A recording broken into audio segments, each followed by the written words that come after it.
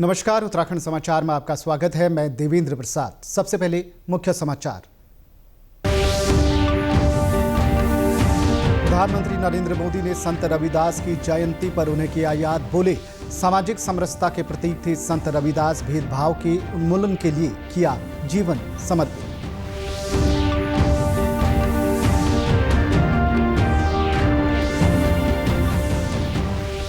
देहरादून में मुख्यमंत्री पुष्कर सिंह धामी की अध्यक्षता में चल रही है कैबिनेट बैठक।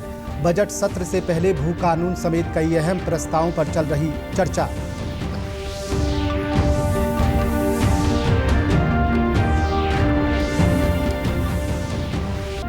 और राष्ट्रीय खेलों में उत्तराखंड का अब तक का सर्वश्रेष्ठ प्रदर्शन। 85 पदकों के साथ पदक तालिका में 7वें स्थान पर। सर्विसेज स्पोर्ट्स 97 पदकों के साथ है अव्वल।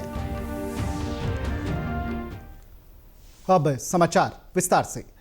आज पूरे देश में संत रविदास की जयंती मनाई जा रही है। वे 14वीं सदी के महान संत थे। उनके अनुयायी हर वर्ष माघी पूर्णिमा पर वाराणसी के सीर गोवर्धनपुर में श्री गुरु रविदास जन्मस्थान मंदिर में उनकी जयंती मनाने के लिए एकत्र होते हैं।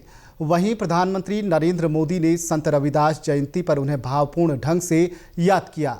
उन्होंने अपने सोशल मीडिया एक्स हैंडल पर एक वीडियो शेयर किया है। इसमें उन्होंने कहा कि संत गुरु रविदास ने समाज से भेदभाव के उन्मूलन के लिए अपना जीवन समर्पित कर दिया। सेवा, सौहार्द और भाईचारे की भावना से भरे उनके संदेश समाज के कमजोर और वंचित वर्गों के कल्याण के लिए सदैव पथ प्रदर्शक बने रहेंगे। रविदास जी सबके हैं और सब रविदास जी के हैं।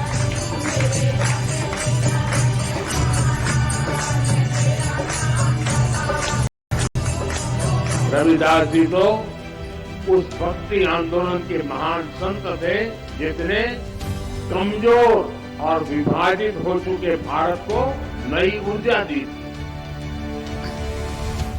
रविदास जी ने समाज को आजादी का महत्व भी बताया था और सामाजिक विभाजन को भी पाटने का काम किया।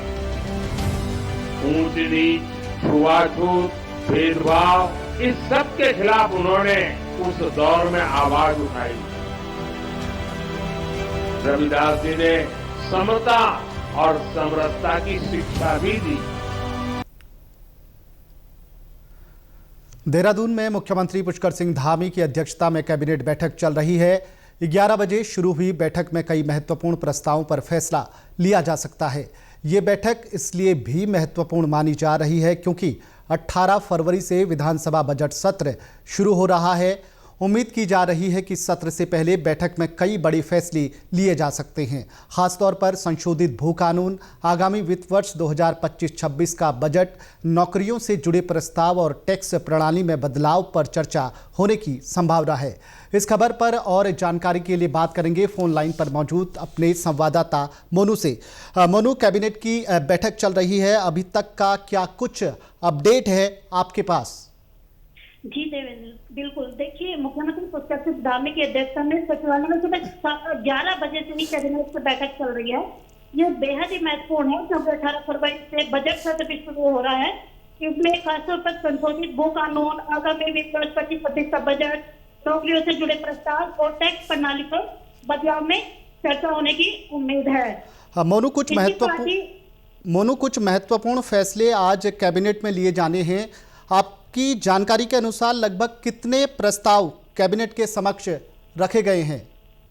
जी देवेंद्र, देखिए, लगभग 1 दर्जन से ज्यादा प्रस्ताव कैबिनेट में रखे गए हैं। उसमें सबसे महत्वपूर्ण सख्त भू कानून लागू करने की मांग लंबे समय से की जा रही थी। मुख्यमंत्री पुष्कर सिंह धामी ने इस मुद्दे पर पहले ही कदम उठाते हुए समिति का भी गठन किया था, जिसने अपनी रिपोर्ट सरकार को सौंप दी थी। अब संभावना जताई जा रही है कि कैबिनेट बैठक में संशोधित भू कानून पर अंतिम मोहर लग सकती है।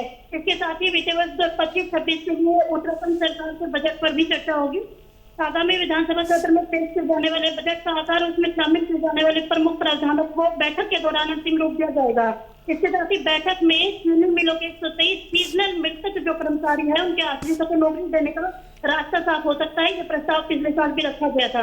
कामकाज को पूरी तरह से सरकार डिजिटल करने पर जोर दे रही है। बहुत बहुत धन्यवाद मोनू, बहुत बहुत धन्यवाद इस जानकारी के लिए। राज्य में भूमि की खरीद फरोख्त में रजिस्ट्री की प्रक्रिया पूरी तरह पेपरलेस होने जा रही है। स्टाम्प और निबंधन विभाग ने इसका बुनियादी खाका तैयार कर लिया है।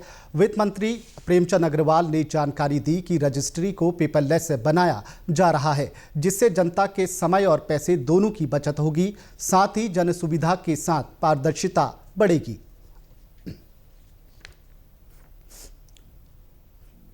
आप देखिए कि जिस प्रकार से रजिस्ट्री कराते समय लोगों का समय ज़्यादा लगता था, एक कहीं ना कहीं छोटा मोटा और किसी प्रकार का आरोप भी लगता था, और यदि कोई व्यक्ति अपने गंतव्य स्थल से पहुंच के और रजिस्ट्रार ऑफिस में आता था तो एक ट्रैफिक की भी समस्या बढ़ती थी। ऐसे में इन सब को राहत संबंधित को होगी और पारदर्शिता आएगी। ऑनलाइन रजिस्ट्री होंगी, वहाँ आप जब सब रजिस्ट्रार के यहाँ आएंगे तो आपके उस जो दस्तावेज है उसका परीक्षण करके उनको वापस किया जाएगा, यानी कि व्हाट्सएप ईमेल के माध्यम से इसकी भी उनको जानकारी दी जाएगी। और मुझे कहने में अच्छा लगता है कि इस प्रकार के नवाचार यदि हमारी उत्तराखंड की सरकार कर रही है तो स्वाभाविक रूप से जनता को इसमें बहुत बड़ी राहत मिलेगी। ठीक है। राष्ट्रीय खेलों में उत्तराखंड के खिलाड़ियों ने अब तक का सर्वश्रेष्ठ प्रदर्शन दिखाया है। कुल 85 पदक हासिल करने के साथ ही उत्तराखंड अब पदक तालिका में 7वें स्थान पर है, जबकि इससे पिछले राष्ट्रीय खेल में राज्य 25वें स्थान पर रहा था। राज्य में पहली बार राष्ट्रीय खेलों की मेजबानी हो रही है और इस अवसर पर राज्य के खिलाड़ी भी बेहतरीन प्रदर्शन कर रहे हैं। उत्तराखंड को 20 स्वर्ण, 30 रजत और 35 कांस्य पदक मिले हैं, जबकि सर्विसेज स्पोर्ट्स कंट्रोल बोर्ड 54 स्वर्ण सहित 97 पदक के साथ शीर्ष तालिका में अव्वल बना हुआ है। 41 स्वर्ण और कुल 146 पदकों के साथ महाराष्ट्र दूसरे स्थान पर है, जबकि 33 स्वर्ण और कुल 75 पदकों के साथ कर्नाटक तीसरे स्थान पर है।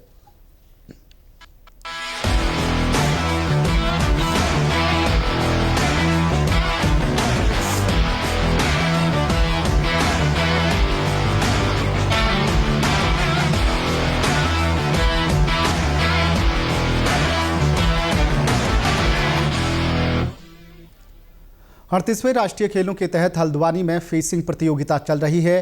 तमिलनाडु के निधि गिशो ने शानदार प्रदर्शन करते हुए पुरुषों की सेबर श्रेणी में स्वर्ण पदक जीता। उन्होंने सर्विसेज के ओइनम जुबराज को 15-12 से हराया। झारखंड के विशाल थापर और महाराष्ट्र के आदित्य अंगल ने कांस्य पदक जीता। महिलाओं की एपी स्पर्धा में हरियाणा की तनिक्षा खत्री ने 15-12 से पंजाब की एना अरोड़ा को हराया। हरियाणा की प्राची लोहान और शीतल दलाल ने कांस्य पदक जीता। वहीं हरियाणा के कोच संदीप कुमार को अपनी टीम से अच्छी उम्मीद है। उनका कहना है कि हरियाणा को अभी और मेडल मिलने की संभावना है।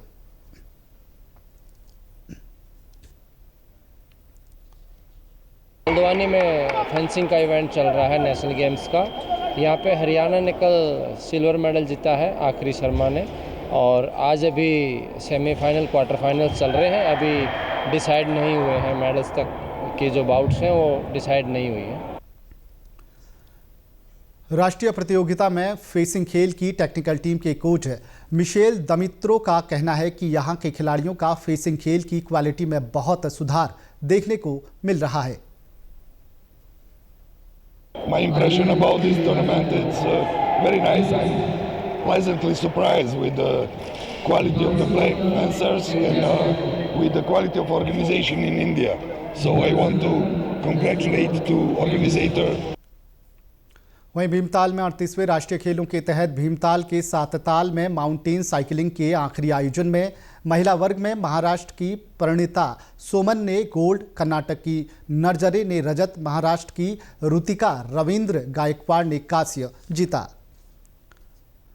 ऑस्ट्रिया में गुरुवार से 48वीं अल्पाइन विश्व स्की चैंपियनशिप 2025 का आयोजन किया जा रहा है। इसमें 7 सदस्यीय भारतीय दल भी प्रतिभाग कर रहा है। इस टीम में सीमांत जनपद चमोली के मयंक पवार भी भारत का प्रतिनिधित्व करेंगे। इस प्रतियोगिता में 70 देशों के 600 एथलीट भाग ले रहे हैं। मयंक पवार के वर्ल्ड स्की चैंपियनशिप में चयन होने पर जिले में खुशी का माहौल है। जोशीमठ के मयंक पवार ने अब तक 1 दर्जन से अधिक इंटरनेशनल स्कीइंग इवेंट्स में देश का नाम रोशन किया है। इंटरनेशनल स्कीइंग एथलीट विवेक पवार ने बताया कि मयंक पवार अल्पाइन स्कीइंग के बेहतरीन खिलाड़ी हैं।